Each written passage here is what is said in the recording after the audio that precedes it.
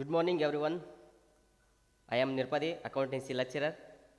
Yesterday, we are already discussed about non-profit organization, its meaning and the definitions, and what are the examples of non-profit organizations. Now, ಇವತ್ತು receipts ಮತ್ತು payments ಅದ್ರ ಬಗ್ಗೆ ನಾವು ತಿಳ್ಕೊಳ್ಳೋಣ. Receipts ಅಂದ್ರೆ ಏನು ಮತ್ತು ಪೇಮೆಂಟ್ಸ್ ಅಂದ್ರೆ ಏನು? What is receipts and what is payments?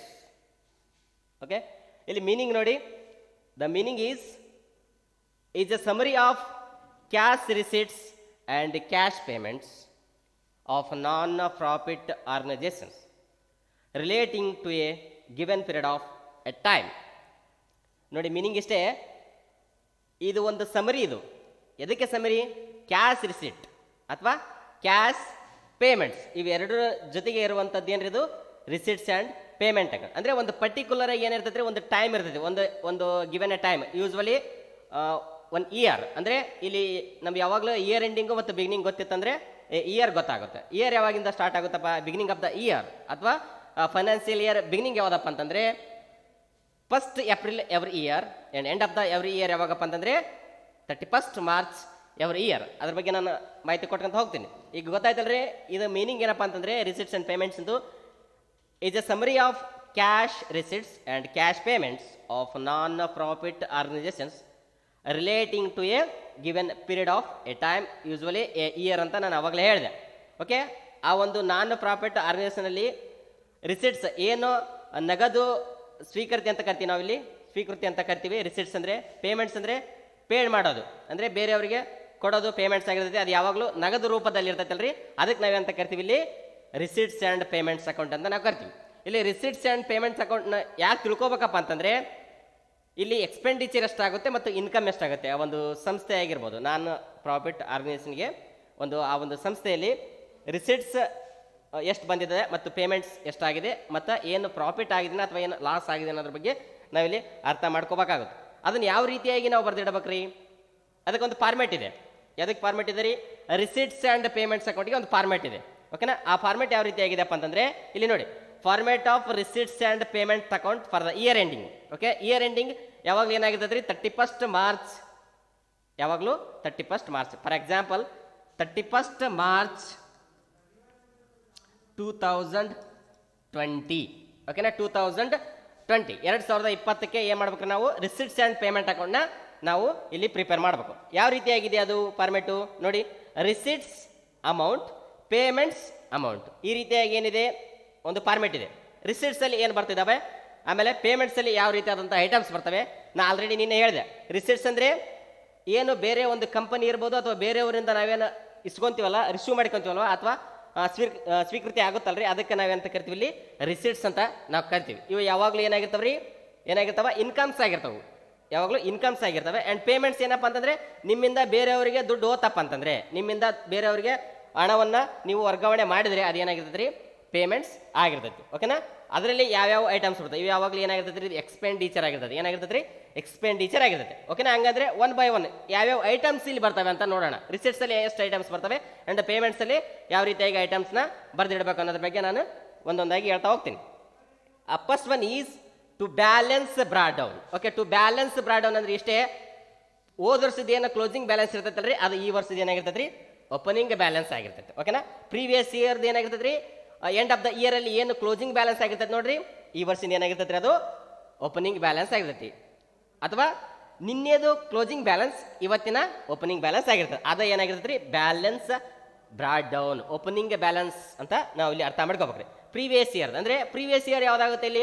31st March 2020 ನಾವೇ ಮಾಡ್ತಾ ಇದೀವಿ, ಈಗ ಪ್ರಿಪೇರ್ ಮಾಡ್ತಾ ಇದೀವಿ. ಪ್ರೀವಿಯಸ್ ಅಂದರೆ 31st ಮಾರ್ಚ್ 2019. 31st ಮಾರ್ಚ್ 2019 ಏನು ಕ್ಲೋಸಿಂಗ್ ಬ್ಯಾಲೆನ್ಸ್ ಇದೆ ಅಲ್ರಿ, ಅದು ಏನಾಗಿರ್ತೈತೆ ರೀ? ಈ ವರ್ಷದ ಓಪನಿಂಗ್ ಬ್ಯಾಲೆನ್ಸ್ ಆಗಿರ್ತದೆ. ಓಕೆನಾ? 31st ಮಾರ್ಚ್ 2020 ಒಂದು ಓಪನಿಂಗ್ ಬ್ಯಾಲೆನ್ಸ್ ಆಗಿರ್ತದೆ. ಓಕೆನಾ? ಅದಾದ ನಂತರ ದ ನೆಕ್ಸ್ಟ್ ಸಬ್ಸ್ಕ್ರಿಪ್ಷನ್ಸ್. ಓಕೆನಾ? ಸಬ್ಸ್ಕ್ರಿಪ್ಷನ್ ಬರ್ತೈತೆ ರೀ. ಅದಾದ ನಂತರ ಡೊನೇಷನ್ಸ್, ಏನಾದರೂ ದೇಣಿಗೆ ಬಂದರೆ ನಿಮಗೆ ಇಲ್ಲಿ ರಿಸಿಟ್ಸಲ್ಲಿ ಹಚ್ಚಬೇಕಾಗುತ್ತೆ. ಅದಾದ ನಂತರ sale of the asset. Okay, sale of the asset. Okay, ನಿಮ್ಮಲ್ಲಿರುವಂತಹ ಆಸ್ತಿ ಅವು ಫಿಕ್ಸ್ಡ್ ಅಸೆಟ್ ಇರ್ಬೋದು ಅಥವಾ ಇನ್ಯಾವುದಾದ್ರೂ ಕರೆಂಟ್ ಅಸೆಟ್ಸ್ ಇರ್ಬೋದು. ಅದನ್ನು ಮಾರಾಟ ಮಾಡೋದ್ರಿಂದ ಏನಾಗುತ್ತೆ, ನಮಗೆ ಇನ್ಕಮ್ಸ್ ಬರ್ತದೆ. ಫಾರ್ ಎಕ್ಸಾಂಪಲ್, ನಿಮ್ಮಲ್ಲಿರುವಂತಹ ಒಂದು ಬಿಲ್ಡಿಂಗ್, ಆ ಬಿಲ್ಡಿಂಗನ್ನು ನೀವು ಮಾರಾಟ ಮಾಡಿದ್ರೆ ಏನಾಗುತ್ತೆ, ನಿಮ್ಗೆ ಇನ್ಕಮ್ ಬರ್ತೈತೆ. ಅದು ಏನಾದ್ರೆ ಅದು ರಿಸೀಟ್ಸ್ ಅಂತ ನಾವು ಕರಿಬೇಕಾಗುತ್ತೆ. ಅದಾದ ನಂತರ the next dividend and interest received. ಓಕೆನಾ, ಡಿವಿಡೆಂಡ್ ಅಂದರೆ ಆಲ್ರೆಡಿ ನಾನು ಹೇಳಿರ್ಬೋದು ನಿಮಗೆ. Dividend it means part of the profit given to the shareholders is called dividend.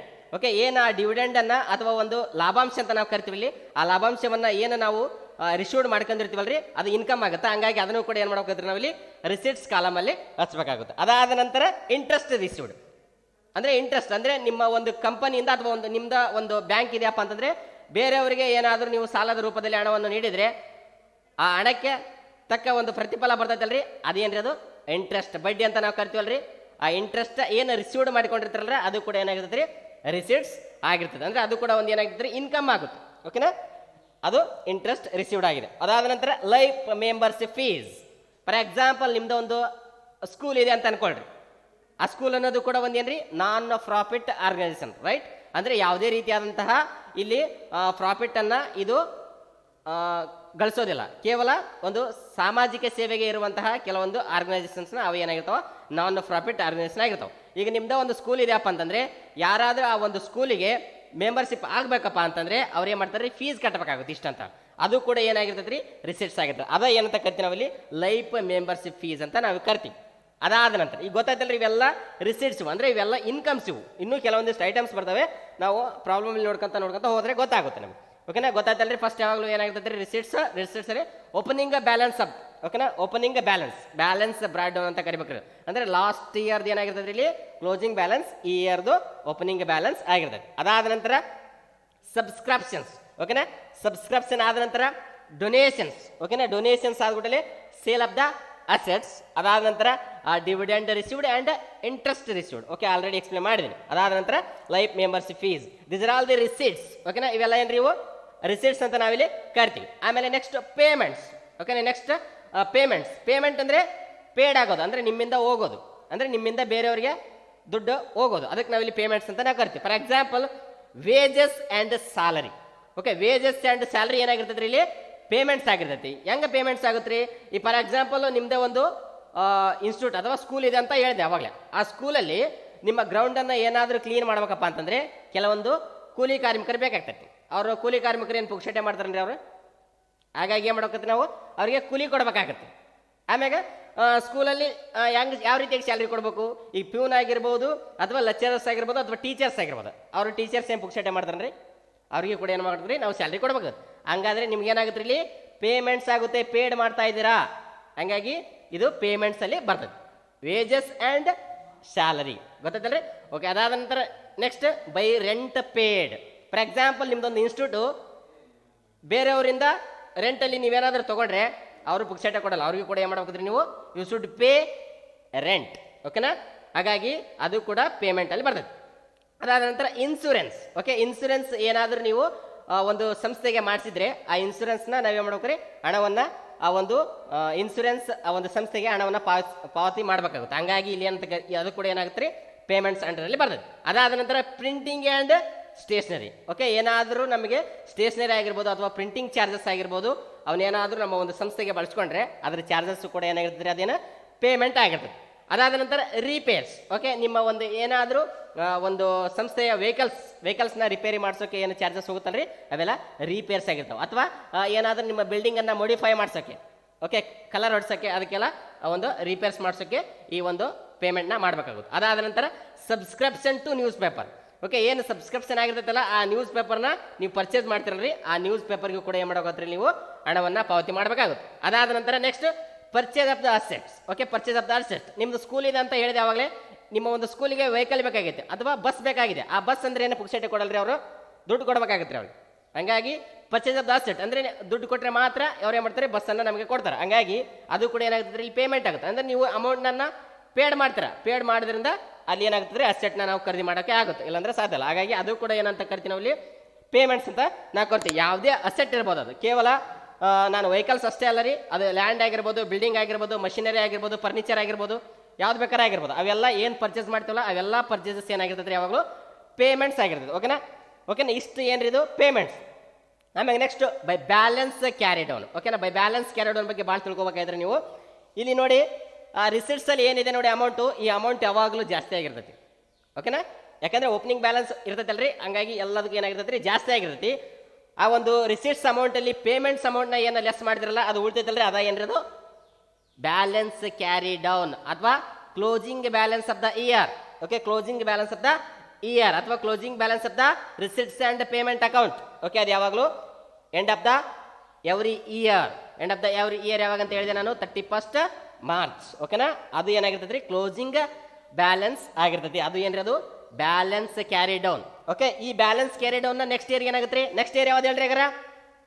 Next year ಯಾವುದು 31st ಮಾರ್ಚ್ 2021 ಏನಾಗಿರ್ತೈತೆ ರೀ ಅದು opening balance of the receipts and payments ಆಗಿರ್ತೈತೆ. ಓಕೆನಾ ಗೊತ್ತಾಯ್ತಲ್ರಿ, ಇಷ್ಟು ನೀವು ಫಾರ್ಮೆಟನ್ನು ನೋಡ್ಕೊಂಡ್ರೆ ಏನಾಗುತ್ತೆ ರೀ ನಿಮ್ಮ ಈ ಒಂದು ರಿಸಿಟ್ಸ್ ಆ್ಯಂಡ್ ಪೇಮೆಂಟ್ ಅಕೌಂಟ್ನ ಪ್ರಿಪೇರ್ ಮಾಡೋಕ್ಕಾಗುತ್ತೆ. ಈ ಐಟಮ್ಸ್ ಏನು ಗೊತ್ತಿಲ್ಲಪ್ಪ ಅಂತಂದ್ರೆ ಏನಾಗುತ್ತೆ ರೀ ನೀವು ಮಾರ್ಕ್ಸನ್ನು ನೀವು ಕಳ್ಕೊಂತೀರಿ. ಹಂಗಾಗಿ ಯಾವ ಐಟಮ್ಸ್ ಏನೇನು ಬರ್ತಾವೆ, ರಿಸಿಟ್ಸ್ ಅಂದರೆ ಕಾನ್ಸೆಪ್ಟ್ ಅರ್ಥ ಮಾಡ್ಕೋಬೇಕ್ರಿ. ಇದನ್ನ ಏನೇನು ರಿಸೀವ್ಡ್ ಆಗ್ತಾ ನೋಡಿ, ಏನೇನು ನಿಮಗೆ ಬರ್ತಾವಲ್ರಿ ದೇಣಿಗೆ ರೂಪದಲ್ಲಿರ್ಬೋದು, ಅಥವಾ ಏನಾದರೂ ಫೀಸ್ ಕೊಟ್ಟಿರ್ಬೋದು, ಅಥವಾ ಬಡ್ಡಿ ಬಂದಿರಬಹುದು, ಅಥವಾ ಯಾವುದಾದ್ರೂ ಆಸ್ತಿಗಳನ್ನು ಮಾರಾಟ ಮಾಡೋದ್ರಿಂದ ಬರುವಂತಹ ದುಡ್ಡು ಇರ್ಬೋದು, ಅದೆಲ್ಲ ನಗದು ರೂಪದಲ್ಲಿ ಇರ್ತೈತಲ್ರಿ, ಅವೆಲ್ಲ ರಿಸಿಟ್ಸ್ ಆಗಿರ್ತವೆ. ಪೇಮೆಂಟ್ಸ್ ಅಂದರೆ ಅವಾಗಲೇ ಹೇಳಿದೆ, ಅಂದರೆ ನಿಮ್ಮ ಒಂದು ಸಂಸ್ಥೆಯಿಂದ ಇರ್ಬೋದು ಅಥವಾ ನಿಮ್ಮಿಂದ ಆಗಿರ್ಬೋದು ಬೇರೆಯವರಿಗೆ ಹೋದರೆ okay you pay to others, ಅದೇನಾಗಿರ್ತೈತೆ ರೀ ಪೇಮೆಂಟ್ಸ್ ಆಗಿರ್ತೈತಿ. ಓಕೆನಾ ಇಷ್ಟು ನೀವು ತಿಳ್ಕೊಂಡ್ರೆ ತುಂಬ ಈಸಿಯಾಗಿ ನಾವೇನು ಮಾಡ್ಬೋದು ರೀ ರಿಸಿಟ್ಸ್ ಆ್ಯಂಡ್ ಪೇಮೆಂಟ್ ಅಕೌಂಟ್ನ ಪ್ರಿಪೇರ್ ಮಾಡ್ಬೋದು. ಅದಕ್ಕಿಂತ ಪೂರ್ವದಲ್ಲಿ ಇಯರ್ ಎಂಡಿಂಗ್ ಯಾವಾಗ, ಆಮ್ಯಾಗ ಇಯರ್ ಬಿಗಿನಿಂಗ್ ಯಾವಾಗ, ಇನ್ಸೂರೆನ್ಸ್ ಇಯರ್ ಎಂಡಿಂಗ್ ಯಾವಾಗ, RBI ಇಯರ್ ಎಂಡಿಂಗ್ ಯಾವಾಗ, ಬಿಗಿನಿಂಗ್ ಯಾವಾಗ ಅನ್ನೋದ್ರ ಬಗ್ಗೆ ನಾವು ಕೆಲವೊಂದಿಷ್ಟು ನಿಮ್ಗೆ ಆಲ್ರೆಡಿ ಗೊತ್ತಿರ್ತೈತೆ, ಫಸ್ಟ್ ಇಯರಲ್ಲಿ ಎಲ್ಲ ತಿಳ್ಕೊಂಡಿರ್ತಾರೆ. ನಾನು ಇದರಲ್ಲಿ ಇನ್ನೊಮ್ಮೆ ರಿಪೀಟ್ ಮಾಡ್ತೀನಿ ಅಷ್ಟೇ. Okay financial year, okay financial year ಆರ್ಥಿಕ ವರ್ಷ ಅಂತ ನಾವು ಕರಿತೀವಿ. ಆರ್ಥಿಕ ವರ್ಷ ಯಾವಾಗಲೂ ಸ್ಟಾರ್ಟ್ ಯಾವಾಗ ಆಗುತ್ತಪ್ಪ ಅಂತಂದರೆ ನಮ್ಮ ಇಂಡಿಯನ್ಯಾಗ 1st April every year. Okay beginning of the year ಅಥವಾ 1st ಏಪ್ರಿಲ್. ಅದಾದ ನಂತರ end of the every year ಯಾವಾಗಪ್ಪ ಅಂತಂದರೆ 31st March every year. Okay 31st March ಇದು ಯಾವಾಗ ಇದು ಆರ್ಥಿಕ ವರ್ಷ ಅಂತ ನಾವು ಕರಿತೀವಿ. ಇಲ್ಲಿ ಆರ್ಥಿಕ ವರ್ಷ. ಓಕೆ ನೀವು ಯಾವುದಾದ್ರೂ ಒಂದು ಕಂಪನಿಯಲ್ಲಿ ನೋಡ್ರಿ, ಅದ್ರ ಏನಾದರೂ ರಿಸಿಟ್ಸ್ ಆ್ಯಂಡ್ ಪೇಮೆಂಟ್ ಅಕೌಂಟ್ ಇರ್ಬೋದು, ಬ್ಯಾಲೆನ್ಸ್ ಶೀಟ್ ಇರ್ಬೋದು, ಯಾವಾಗಲೂ ಏನಾಗಿರ್ತೈತೆ ರೀ 31st ಮಾರ್ಚ್ ಆಗಿರ್ತೈತಿ. ಓಕೆನಾ ಎಂಡ್ ಆಫ್ ದ ಇಯರ್ ಆಗಿರ್ತೈತಿ. ಅದಾದ ನಂತರ RBI ಇಯರ್. ಓಕೆನಾ RBI ಯಾವ ರೀತಿಯಾಗಿ ವರ್ಕ್ ಮಾಡ್ತೈತಪ್ಪ ಅಂತಂದರೆ 1st May to 30th April. ಓಕೆನಾ 1ನೇ ಮೇಯಿಂದ 30 ಏಪ್ರಿಲ್ವರೆಗೆ ಯಾವುದು ವರ್ಕ್ ಮಾಡ್ತದೆ ರೀ RBI ಇಯರ್ ಅಂತ ನಾವು ಇಲ್ಲಿ ಕರಿತೀವಿ. RBI ಇಯರ್ ಗೊತ್ತಿದೆಯಲ್ಲ, RBI ಅಂದರೆ ರಿಸರ್ವ್ ಬ್ಯಾಂಕ್ ಆಫ್ ಇಂಡಿಯಾದ ಒಂದು ಆರ್ಥಿಕ ವರ್ಷ. ಯಾವಾಗಿಂತ ಹೇಳಿದರೆ ನಾನು 1st May to 30th April. Okay ಅದಾದ ನಂತರ ಇನ್ಸೂರೆನ್ಸ್ ಇಯರ್. ಓಕೆನಾ ಲೈಫ್ ಇನ್ಸೂರೆನ್ಸ್ ಆಗಿರ್ಬೋದು ಅಥವಾ ವೆಹಿಕಲ್ ಇನ್ಸೂರೆನ್ಸ್ ಆಗಿರ್ಬೋದು, ಇನ್ನೇನಾದರೂ ಆದರೆ ಅದು ಯಾವಾಗಲೂ ಏನಾಗಿರ್ತದೆ ರೀ ಇಯರ್ ಎಂಡಿಂಗು 31st ಮೇ ಆಗಿರ್ತೈತಿ. 1st ಜೂನ್ ಏನಾಗಿರ್ತದೆ ರೀ ಬಿಗಿನಿಂಗ್ ಆಫ್ ದ ಇಯರ್ ಆಗಿದೆ. ಇನ್ಸೂರೆನ್ಸ್ ಇಯರ್ ಯಾವಾಗ ಆಗಿದೆಯಪ್ಪ ಅಂತಂದರೆ 1st June to 31st May. ಇಷ್ಟು ನೀವೊಂದು ಬೇಸಿಕ್ ಕಾನ್ಸೆಪ್ಟ್ನ ಅರ್ಥ ಮಾಡ್ಕೊಂಡ್ರೆ ಉಳಿದು ಏನು ಬರ್ತದೆ ನೋಡ್ರಿ ರಿಸಿಟ್ಸ್ ಆ್ಯಂಡ್ ಪೇಮೆಂಟು, ಅದಾದ ನಂತರ ಇನ್ಕಮ್ ಆ್ಯಂಡ್ ಎಕ್ಸ್ಪೆಂಡಿಚರ್ ಅಕೌಂಟು, ಆಮೇಲೆ ಬ್ಯಾಲೆನ್ಸ್ ಶೀಟು, ಅದನ್ನೆಲ್ಲ ಕಲಿಬೋದು. ಇದ್ರ ಮೇಲೆ ಇರ್ತೈತಿ ಯಾವಾಗಲೂ. ಓಕೆನಾ ಇದನ್ನು ನೀವು ಒಂದು ಸ್ವಲ್ಪ ಒಂದು ನೋಟ್ಸಲ್ಲಿ ಎಲ್ಲಿಯಾದರೂ ಮೂಲೆಯಲ್ಲಿ ಬರ್ಕೊಂಡು ಇಟ್ಕೊಳ್ರಿ, ಇದು ಭಾಳ ಯೂಸ್ ಆಗುತ್ತೆ ನಿಮಗೆ. ಓಕೆನಾ ಅದಾದ ನಂತರ ನಾಳೆಯಿಂದ ಈ ರಿಸಿಟ್ಸ್ ಆ್ಯಂಡ್ ಪೇಮೆಂಟ್ಸ್ನ ಏನು ಮಾಡೋಕಪ್ಪ ಅಂತಂದರೆ ಕೆಲವೊಂದಿಷ್ಟು ನಾನು ಎಕ್ಸಾಂಪಲ್ ನಾನು ಹೇಳ್ತೀನಿ, ಲೆಕ್ಕಗಳನ್ನು ಬಿಡಿಸ್ತೀನಿ. ಇದು 6 ಮಾರ್ಕ್ಸಿಗೆ ಬರ್ತೈತೆ ರೀ ನಿಮ್ಗೆ, ತುಂಬ ಈಸಿ ಇದೆ. ಅಲ್ಲಿ ಏನು ಕೊಟ್ಟಿರಲ್ರಿ ಆತ ಓಪನಿಂಗ್ ಬ್ಯಾಲೆನ್ಸ್ ಕೊಟ್ಟಿರ್ತಾನೆ ರೀ, ಅದ್ರ ಜೊತೆಗೆ ಇವು ಯಾವ್ದಾದ್ರು ಐಟಮ್ಸ್ ಕೊಟ್ಟಿರ್ತಾನೆ. ಆ ಐಟಮ್ಸನ್ನು ನಾವೇನು ಮಾಡ್ಬೇಕು ರೀ ಸಬ್ಸ್ಕ್ರಿಪ್ಷನ್ ಇತ್ತಂದರೆ ರಿಸರ್ಚ್ ಕಾಲಮಲ್ಲಿ ಹಚ್ಬೇಕು ರೀ, ವೇಜಸ್ ಆ್ಯಂಡ್ ಸ್ಯಾಲ್ರಿ ಇತ್ತಂದರೆ ಪೇಮೆಂಟ್ಸ್ ಕಾಲಮಲ್ಲಿ ಹಚ್ಬೇಕು ರೀ, ಪ್ರಿಂಟಿಂಗ್ ಆ್ಯಂಡ್ ಸ್ಟೇಷನರಿ ಇತ್ತಂದರೆ ಪೇಮೆಂಟ್ಸ್ ಕಾಲಮಲ್ಲಿ ಹಚ್ಬೇಕು ರೀ, ಡಿವಿಡೆಂಡ್ ರಿಸೀವ್ಡ್ ಇತ್ತಪ್ಪ ಅಂತಂದರೆ ಎಲ್ಲ ಹಚ್ತೀರಿ, ಹಂಗಾರೆ ರಿಸಿಟ್ಸ್ ಕಾಲಮಲ್ಲಿ ಹಚ್ತೀರಿ. ಒಟ್ಟು ಏನು ರಿಸೀವ್ಡ್ ಆಗಿದೆ ನೋಡಿ, ಒಟ್ಟು ನಿಮ್ಗೆ ಹಣ ಎಲ್ಲಿ ಬಂದಿದೆಯಲ್ಲ ಅದೆಲ್ಲ ಆಗಿರ್ತದೆ ರೀ ರಿಸಿಟ್ಸ್ ಆಗಿರ್ತದೆ. ಹಣ ಪೇಡ್ ಆತಪ್ಪ ಅಂತಂದರೆ ಪೇಮೆಂಟ್ಸಲ್ಲಿ ಬರ್ತದೆ. ಓಕೆ ಇಷ್ಟು ನೀವು ಕಾನ್ಸೆಪ್ಟ್ನ ಅರ್ಥ ಮಾಡ್ಕೊಂಡ್ರೆ ನೀವೇನು ಮಾಡ್ತೀರಿ 6 ಮಾರ್ಕ್ಸನ್ನು ನೀವು ಬಕ್ಕಣದಾಗ ಇಟ್ಟಂದಾಗ ಆಗುತ್ತೆ. ಓಕೆನಾ ಹಂಗಾಗಿ ಇದ್ರ ಬಗ್ಗೆ ಒಂದು ಸ್ವಲ್ಪ ಹೆಚ್ಚಿನ ಗಮನ ಇರಲಿ. ಓಕೆನಾ ನಾಳೆಯಿಂದ ನಾ ಏನು ಮಾಡ್ತೀನಿ ರೀ ಎಕ್ಸಾಂಪಲ್ ಸಹಿತ ವಿವರಣೆಯನ್ನು ನೀಡ್ತಾ ಹೋಗ್ತೇನೆ. ಓಕೆನಾ ಇಷ್ಟು ಅರ್ಥ ಆಗಿದೆ ಅಂತ ಅನ್ಕೊತೀನಿ. ಓಕೆನಾ ಥ್ಯಾಂಕ್ ಯು ಸೋ ಮಚ್.